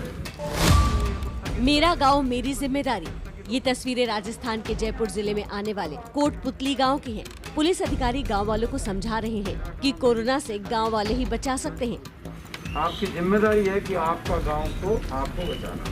मेरा गांव मेरी जिम्मेदारी। गांवों में तेजी से फैलते कोरोना के खिलाफ कोटपुतली में शुरू हुआ मेरा गांव मेरी जिम्मेदारी अभियान देश के बाकी गाँव के लिए एक मिसाल की तरह है। उन गाँवों में बढ़िया हालात हैं जहाँ सरपंच साहिबान कमेटी पूरा अच्छा काम कर रही है। मेरा गांव मेरी जिम्मेदारी अभियान के तहत गांव के ही 10 से 15 लोगों की एक टीम बनाई गई है, जो मास्क, सोशल डिस्टेंसिंग और होम क्वारंटीन का पालन करवा रही है। मेरा गांव मेरी जिम्मेदारी एक अभियान शुरू किया। कोरोना की गर्दन मरोड़ने के लिए कोटपुतली के एएसपी राम कुमार कसवा 200 से ज्यादा गाँव में इस अभियान की शुरुआत कर चुके हैं। जो इस कोरोना गाइडलाइंस में जिसके तहत दुकानें नहीं खोलना, बाजार में कोई फालतू घूमते नहीं मिले, शादियों पे कंट्रोल करना, इस तरह के जो कार्य है, सैनिटाइज करवाना, मुख्यमंत्री चिरंजीवी योजना से ज्वाइन करवाना, वैक्सीनेशन का कार्य है, ये सब ये कमेटी कार्य देखेगी और कोरोना गाइडलाइंस की पालना करवाने के लिए पुलिस और प्रशासन का सहयोग करेगी। टीम में महिलाएं भी शामिल हैं, जो लोगों को जागरूक कर रही हैं। साथ ही अगर कोई बीमार है तो उसकी दवा के लिए प्रशासन तक जानकारी पहुँचाने का काम भी इसी टीम का है। कोटपुतली की जनता ने देश के दूसरे गाँव के लिए वाकई एक मिसाल पेश की है। पूरा अच्छा काम कर रही है। तो कोरोना के साथ इस जंग में हम सबकी बराबर की जिम्मेदारी है और हिस्सेदारी भी है। हम सबको अपना कर्तव्य निभाना है। और ऐसी ही एक कहानी मध्य प्रदेश के इंदौर के एक गांव से भी आई है। यहां गांव वालों ने ठान लिया है कि कोरोना फैलने नहीं देंगे। देखिए ये रिपोर्ट।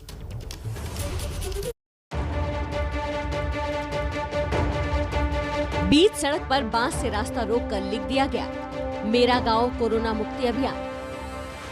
ये सिर्फ एक संदेश नहीं, बल्कि एक जिद है, एक जज्बा है और एक मिशन है कि गांव को कोरोना के प्रकोप से बचाना है।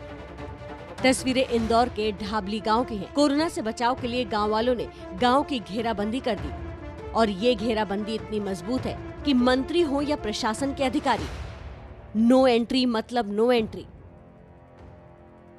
ढाबली गांव पहुंचे इंदौर के कोरोना प्रभारी मंत्री तुलसीराम सिलावट को गांव वालों ने गांव में प्रवेश नहीं करने दिया, क्योंकि नियम बनाया गया है कि ना कोई गांव से बाहर जाएगा, ना कोई अंदर आएगा। गांव वालों ने मंत्री से बाहरी मुलाकात की। अच्छी और तारीफ की बात यह है कि मंत्री जी ने भी इसे अपने ईगो पर नहीं लिया। क्या ये इतनी और सख्ती से चालू करो और ये पूरा का पूरा मध्य प्रदेश में ये मॉडल लागू होना। इंदौर के इस गांव से प्रेरणा लेकर अगर देश के हर गांव इसी तरह खुद अपनी सुरक्षा के लिए खड़ा हो जाए तो कोरोना संक्रमण की चेन बहुत जल्दी भी टूटेगी और बहुत नुकसान से देश बच भी जाएगा। अब एक पॉजिटिव कहानी जो मेरे और मलिका के दिल के करीब है। कोरोना काल में परेशानियां तो बढ़ रही हैं, लेकिन मदद के हाथ भी तेजी से बढ़ रहे हैं। वैसे तो हर धर्म जाति के लोग एक दूसरे की मदद के लिए आगे आ रहे हैं, लेकिन सिख समुदाय की मदद, कुछ कहानियां आपको दिखाने जा रहे हैं। आपको वाकई जब हिंदुस्तान मुसीबत में पड़ा है, हाथों में कड़ा, सिर पर पगड़ी पहने ये जाबाज हिंदुस्तानी देश के लिए हमेशा आगे आए।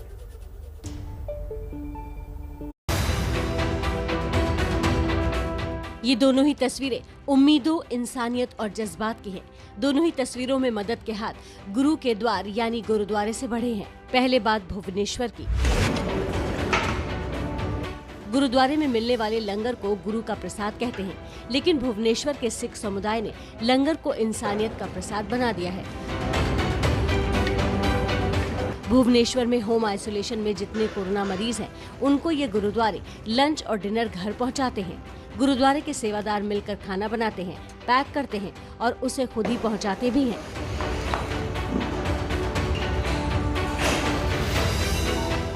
हमने यही सोचा है कि उनके घर में कोविड खाना पहुंचाया जाए, और फिर हम इसको पहले हमने ये अपना एक व्हाट्सएप छोड़ा ग्रुप में, तो वो काफ़ी फैल गया। उसमें 2 नंबर दिए हमने हमारे ऑफिस के, तो फ़ोन आने शुरू हुए।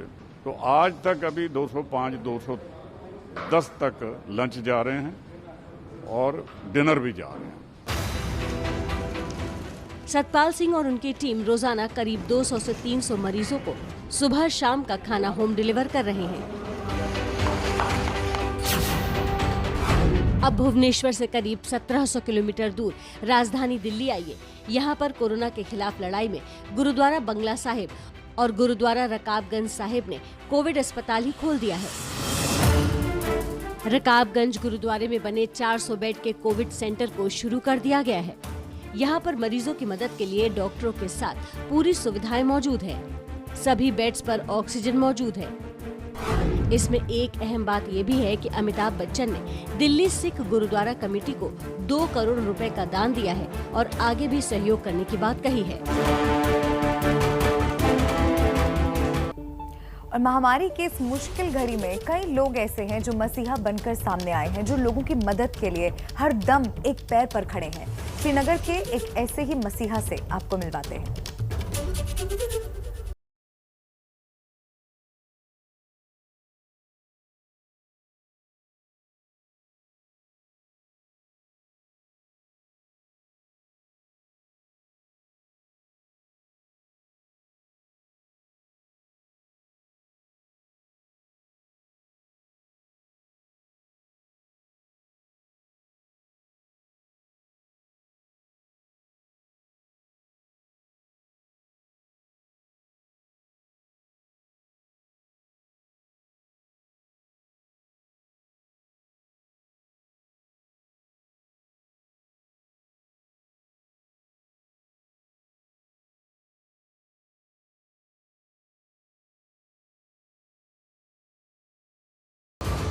यही है, मैं काम करता हूँ इसी में, इसे मेरी मजदूरी, इसमें रोजी रोटी चलती है मेरी।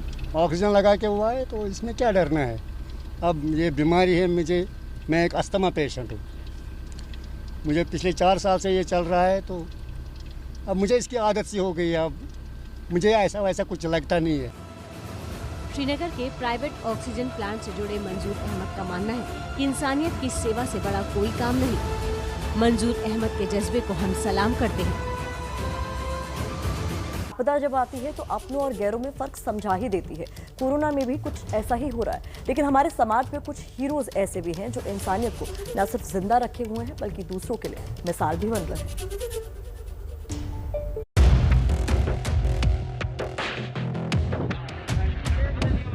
कोरोना महामारी में जहां हर तरफ से निराशा की खबर सुनाई देती है, वहीं कुछ खबरें ऐसी भी होती हैं जो इंसानियत की मिसाल बनती हैं। कोरोना मरीज के दाह संस्कार में लगी ये है रजनी यादव। आप हैरान रह जाएंगे जानकर कि रजनी यादव तहसीलदार हैं। वो चाहती तो दाह संस्कार के लिए कर्मचारियों को आदेश दे सकती थी, लेकिन वो खुद आगे बढ़ी। रजनी ने न सिर्फ पीपीई किट पहनकर कोरोना संदिग्ध शव को कांधा दिया, बल्कि अंतिम संस्कार भी अपने हाथों से करवाया। दरअसल सीकर के रहने वाले स्योबक्स सिंह की पत्नी की मृत्यु हो गई। शव को कंधा देने के लिए वो घंटों मदद की गुहार लगाते रहे। स्योबक्स सिंह की पत्नी कोरोना संदिग्ध थी, इसलिए कोई आगे नहीं आया। जब इसकी जानकारी तहसीलदार रजनी को लगी तो उन्होंने न सिर्फ खुद अर्थी को कांधा दिया, बल्कि अंतिम संस्कार भी पूरे सम्मान के साथ करवाया। चौथा कंधा देने वाला कोई नहीं था। एक जिम्मेदार नागरिक की भूमिका निभाते हुए कोरोना गाइडलाइन की पालना करवाते हुए मेरे द्वारा बॉडी का अंतिम संस्कार करवाया गया। रजनी यादव जैसे अधिकारियों की वजह से ही इस कोरोना काल में भी इंसानियत पर से लोगों का भरोसा नहीं उठा है। एबीपी न्यूज़ भी रजनी यादव के जज्बे को सलाम करता है।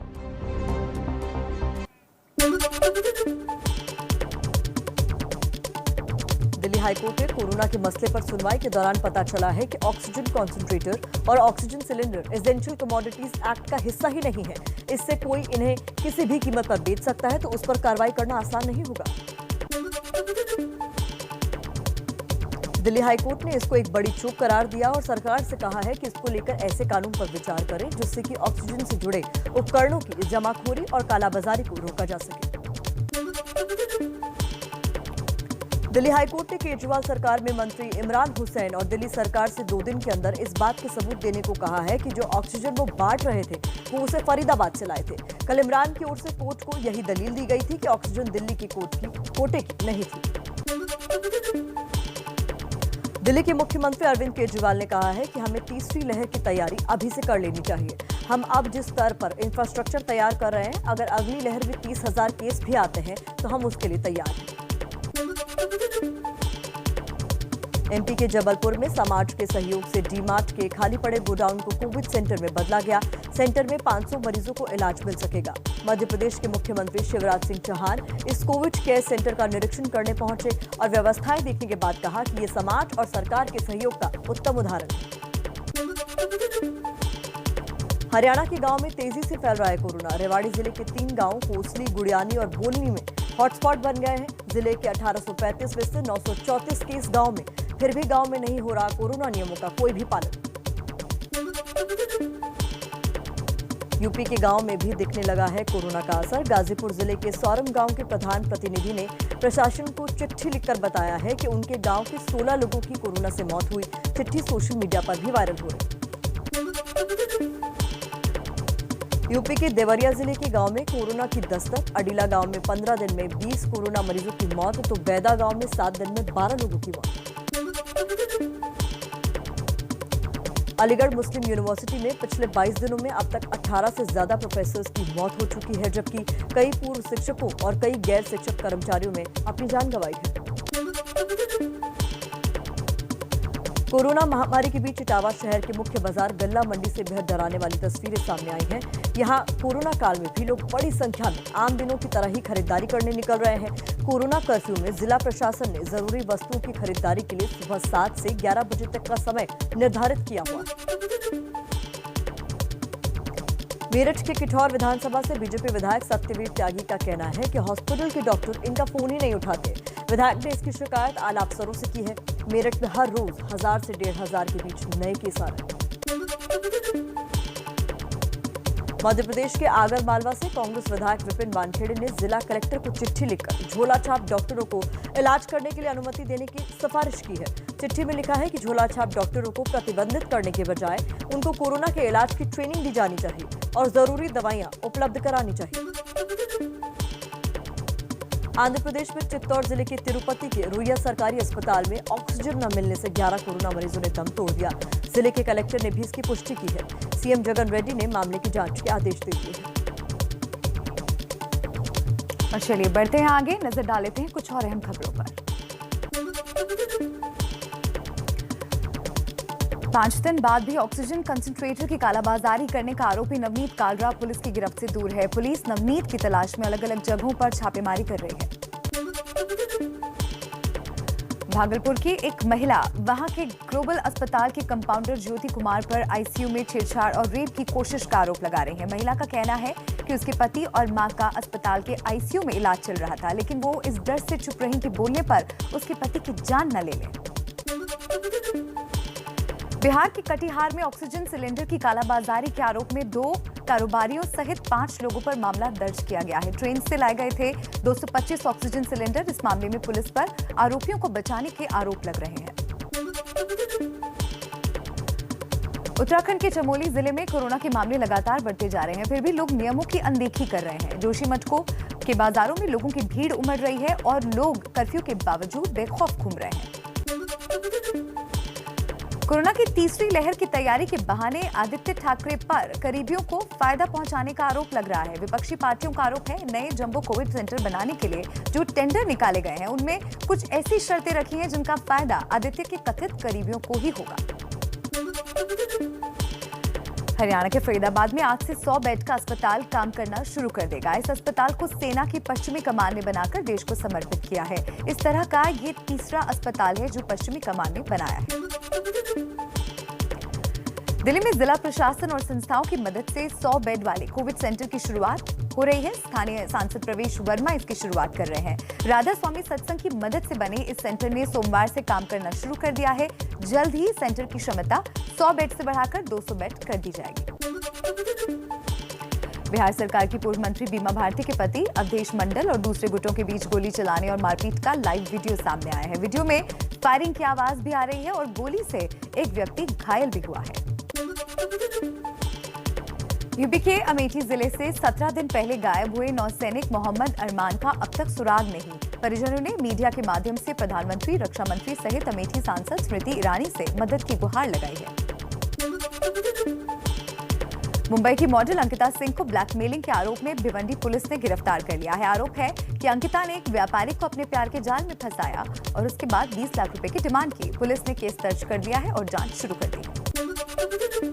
नेपाल के प्रधानमंत्री खड़ग प्रसाद ओली ने संसद में विश्वास मत खो दिया है। प्रधानमंत्री ओली की ओर से पेश विश्वास प्रस्ताव के समर्थन में केवल 93 मत मिले, जबकि 124 सदस्यों ने इसके खिलाफ मत दिया। नेपाल कम्युनिस्ट पार्टी के समर्थन वापस लेने से ओली सरकार अल्पमत में आ गई। स्कॉटलैंड में पहली महिला सिख मेंबर ऑफ पार्लियामेंट बनी है। सिख महिला पैम गोसल ने क्लाइड बैंक और मिलगवी से जीत हासिल की है। स्कॉटिश पार्लियामेंट के चुनाव में कंजर्वेटिव पार्टी की उम्मीदवार थी पैम गोसल। और चलिए अब आपको एक बड़ी खबर बता दें, कोरोना वायरस से जुड़ी ये बड़ी खबर आपको दे दें। विश्व स्वास्थ्य संगठन यानी WHO ने कोरोना वायरस के भारतीय वेरिएंट को खतरनाक बताया है। भारत के डबल म्यूटेंट कोरोना वायरस को WHO ने चिंता बढ़ाने वाला कहा है। WHO का कहना है कि डबल म्यूटेंट यानी B.1.617 वेरिएंट दुनिया के लिए चिंता का कारण बना हुआ है और WHO ने इस बात पर भी चिंता जाहिर की कि भारत को ग्लोबली आइसोलेट करने की अब जरूरत हो गई है और तमाम देशों ने भारत को लेकर ट्रैवल एडवाइजरी भी घोषित कर दी है। भारत आने जाने पर प्रतिबंध लगा दिया गया है। कोरोना वायरस के इस नए वेरिएंट को WHO ने बेहद खतरनाक माना है और इस पर अपनी चिंता जाहिर की है। ये वेरिएंट न सिर्फ भारत के लिए बल्कि दुनिया के लिए एक चिंता का विषय बन गया है। Very good morning to you all. तो चलिए शुरुआत करते हैं बुलेटिन की उस खबर के साथ जो अब से कुछ ही देर बाद बड़ी खबर बन जाएगी। कोरोना की इस लड़ाई में व्यवस्था दुरुस्त करने में देश की अदालतें अहम भूमिका निभा रही हैं। आज भी दिल्ली हाईकोर्ट में सुनवाई है। इंतजामों को लेकर लगातार सरकारों पर नकेल कस रहे हाईकोर्ट में आज क्या बड़ा होने वाला है, जिसका सीधा सरोकार, सीधा ताल्लुक आपसे है, इस रिपोर्ट में जानिए। देश में जल्दी ही RT-PCR के अलावा 2 और टेस्ट शुरू हो सकते हैं। महज 45 मिनट में कोरोना की रिपोर्ट देंगे दोनों टेस्ट।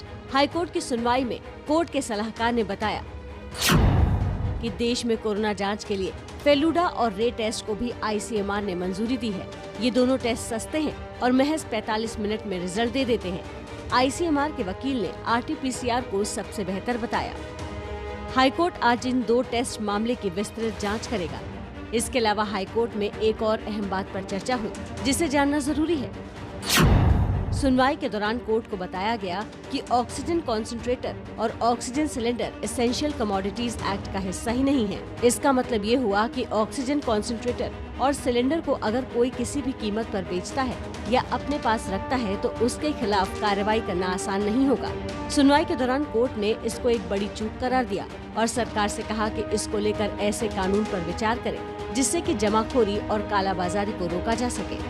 दिल्ली में ऑक्सीजन संकट पर हाईकोर्ट अब और सख्त हो गया है। कोर्ट ने दिल्ली सरकार से ऑक्सीजन सिलेंडर के दाम तय करने पर रिपोर्ट मांगी है।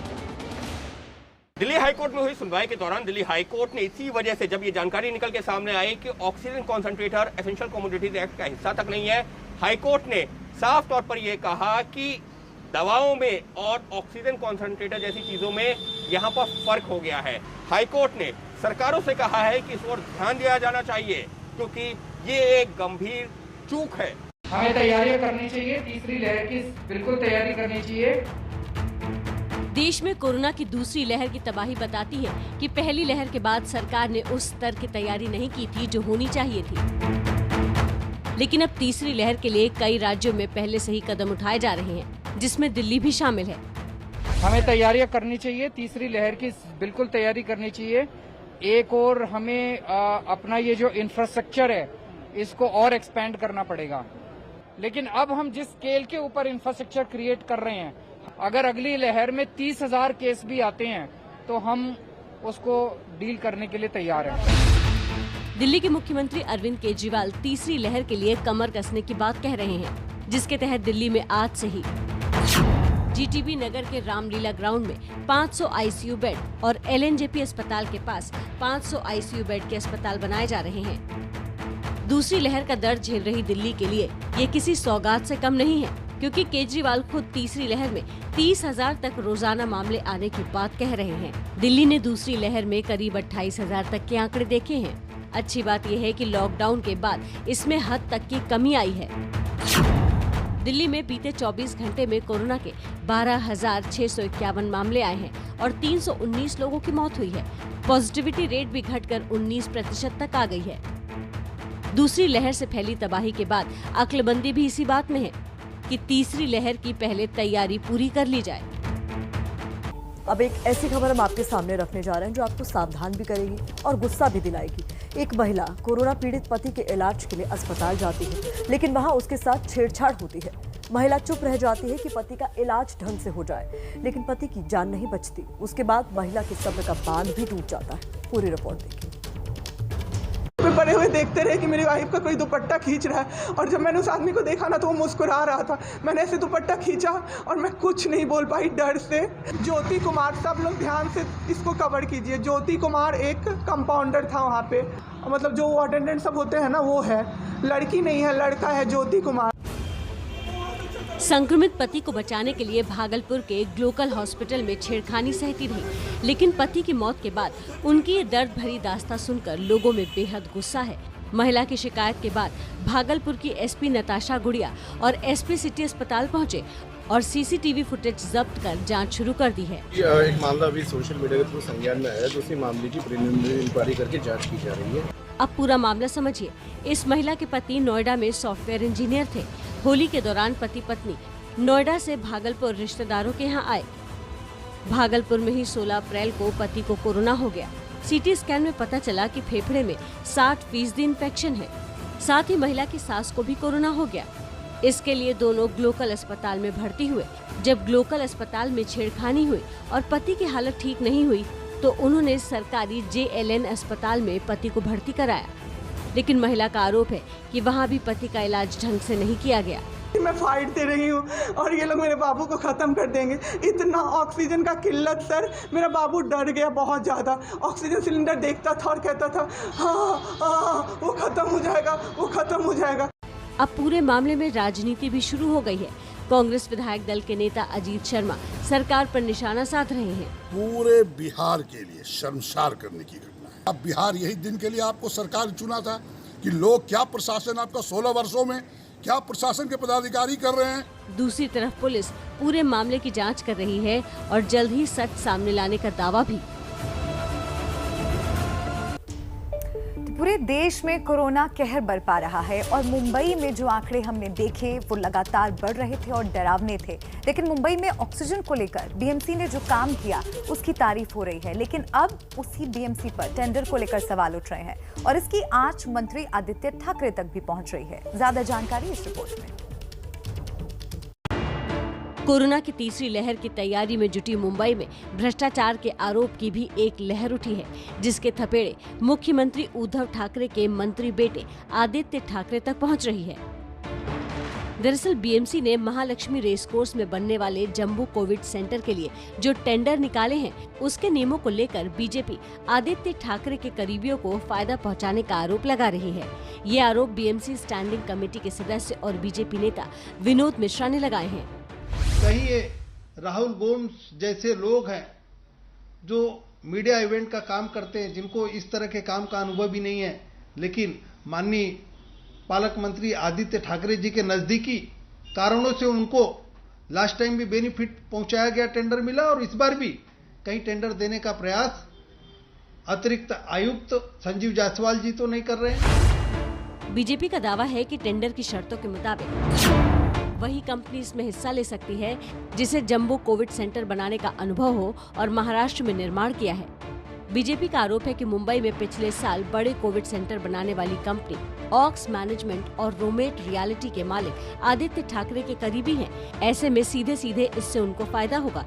हालांकि बीएमसी इससे इनकार कर रही है। हमारा काम होता है और जिन्होंने किया है, जिसको वेल एक्सपीरियंस है, वही आता है, भरता है, तो उसमें हमारा क्या है? आदित्य ठाकरे या हमारा किसी का कुछ नहीं, पारदर्शक काम हो रहा है। विवाद के बाद एमएमआरडीए ने टेंडर से ऐसी शर्त हटा दी है, लेकिन बीएमसी के टेंडर में अब भी ऐसी शर्त बरकरार है।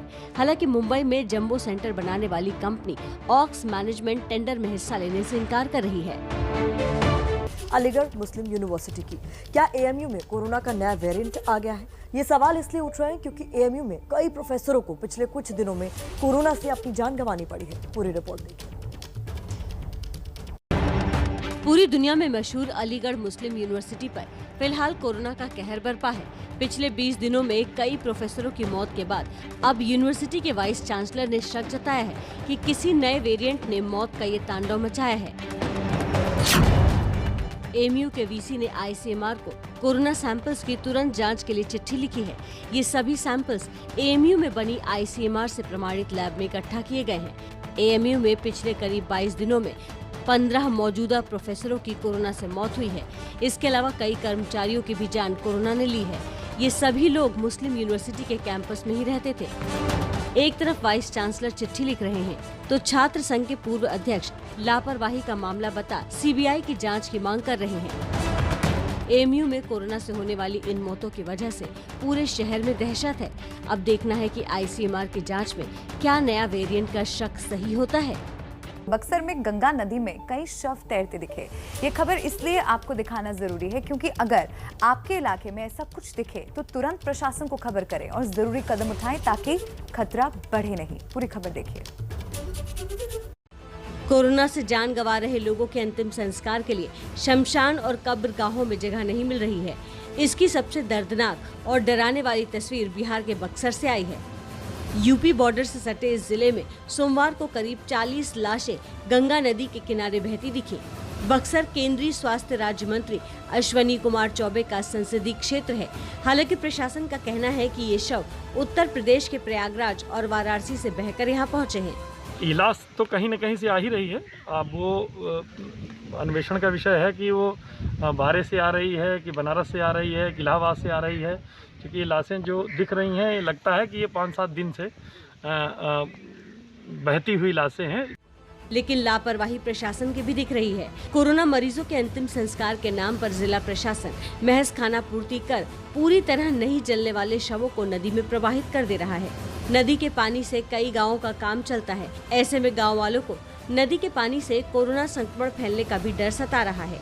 नेपाल के प्रधानमंत्री केपी शर्मा ओली संसद में विश्वास मत गंवाने के बाद इस्तीफा दे चुके हैं। लेकिन क्या आपको पता है कि उनके फिर से पीएम बनाने की तैयारियां तेज चल रही हैं? कैसे बन सकते हैं ओली दोबारा पीएम? देखिए इस रिपोर्ट में। सोमवार को सदन में विश्वास मत खोया और कुछ ही घंटों बाद केपी शर्मा ओली को फिर से पीएम बनाने की जोड़तोड़ शुरू हो गई। इसमें उन्हें संविधान का भी साथ मिल रहा है। कैसे, वो जानिए। नेपाल के संविधान में गठबंधन की सरकार के फेल होने पर सबसे बड़ी पार्टी के नेता का सरकार बनाने का प्रावधान है। इस समय ओली के पास 120 सांसद है और वो सबसे बड़ी पार्टी के नेता हैं। विपक्ष के गठबंधन के पास भी बहुमत के लिए जरूरी 136 सांसद नहीं है। नेपाली कांग्रेस के पास 61 सांसद है। प्रचंड की कम्युनिस्ट पार्टी के पास 48, जबकि जनता समाजवादी पार्टी के पास 32 सांसद है। नेपाली कांग्रेस नेता शेर बहादुर देउवा ने गठबंधन सरकार बनाने का दावा तो किया है, लेकिन उनके सांसदों की गिनती 124 ही पहुँच रही है। इससे पहले सोमवार को केपी शर्मा ओली को विश्वास मत के दौरान अपनी ही पार्टी का साथ नहीं मिला। इससे पहले संसद के विशेष सत्र में वोटिंग के दौरान ओली को सिर्फ 93 वोट मिले। विश्वास मत के खिलाफ 124 वोट पड़े। 15 सांसद तटस्थ रहे, जबकि 35 सांसद वोटिंग से गायब रहे। इसके साथ ही आर्टिकल 103 के मुताबिक अपने आप ही ओली पीएम पद से मुक्त हो गए। ओली का नेपाल में बड़ा विरोध होता रहा है। ओली चीन परस्त और भारत विरोधी हैं, इसलिए हो सकता है कि ओली की मदद के लिए चीन दखलंदाजी करे। ओलंपिक में 2 पदक जीतकर देश का नाम रोशन करने वाले पहलवान सुशील कुमार फिलहाल फरार हैं। एक हत्याकांड के मुख्य आरोपी हैं सुशील कुमार। पूरा मामला इस रिपोर्ट से समझिए। देश का नाम पूरी दुनिया में ऊंचा करने वाले सुशील कुमार फिलहाल भाग रहे हैं पुलिस से, अपने ऊपर लगे हत्या के आरोपों से। दिल्ली पुलिस ने सुशील कुमार के खिलाफ लुकआउट सर्कुलर जारी कर दिया है। 4 मई की रात पहलवान सागर धनखड़ की हत्या हुई थी। आरोप है कि सुशील कुमार ने अपने साथियों के साथ मिलकर सागर धनखड़ की पीट कर हत्या कर दी। पुलिस ने हत्याकांड में 3 आरोपियों को गिरफ्तार कर लिया है। एक फ्लैट को खाली कराने को लेकर पहलवानों के बीच मारपीट हुई थी। पुलिस की टीम दिल्ली एनसीआर के अलावा यूपी, हरियाणा, राजस्थान और उत्तराखंड में सुशील की तलाश कर रही है।